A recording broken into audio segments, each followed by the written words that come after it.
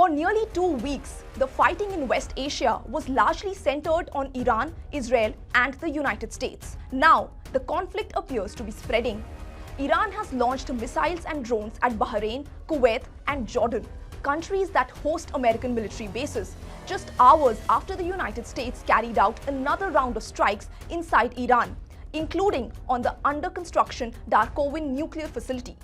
Kuwait says one of the attacks triggered a fire at a power and desalination plant. Bahrain says it intercepted incoming missiles and drones, while Jordan says its air defenses shot down most of the projectiles that entered its airspace. Iran's Revolutionary Guard Corps says it deliberately targeted American military assets in Jordan and Kuwait, including ammunition depot and air defense systems. So what could this mean for the wider region? Hi, I'm Nupur and you are watching Control Z, your cheat code to navigating adulthood.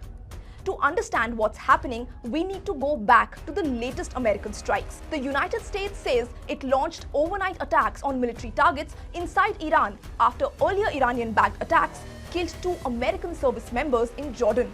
Washington says the objective was to weaken Iran's Revolutionary Guard and reduce its ability to threaten commercial shipping through the Strait of Hormuz. But one target has attracted particular attention.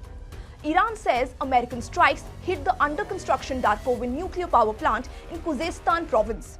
Tehran has condemned the attack as a violation of international law and has vowed to respond. The International Atomic Energy Agency says the facility was still under construction and contained no nuclear material during its last inspection. Iran's response was different this time.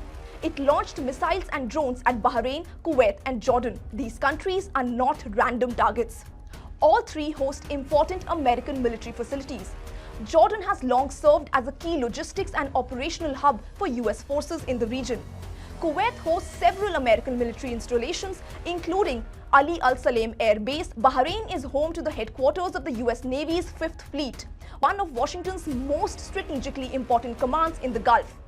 By targeting countries that host US forces, Iran appears to be sending a message that American military infrastructure across the region could now come under pressure, not just assets inside Israel or Iraq. The attacks have also triggered a strong diplomatic response. Kuwait has accused Iran of striking civilian infrastructure after a fire broke out at a power desalination plant. Summoned Iran's ambassador and demanded that the attacks stop.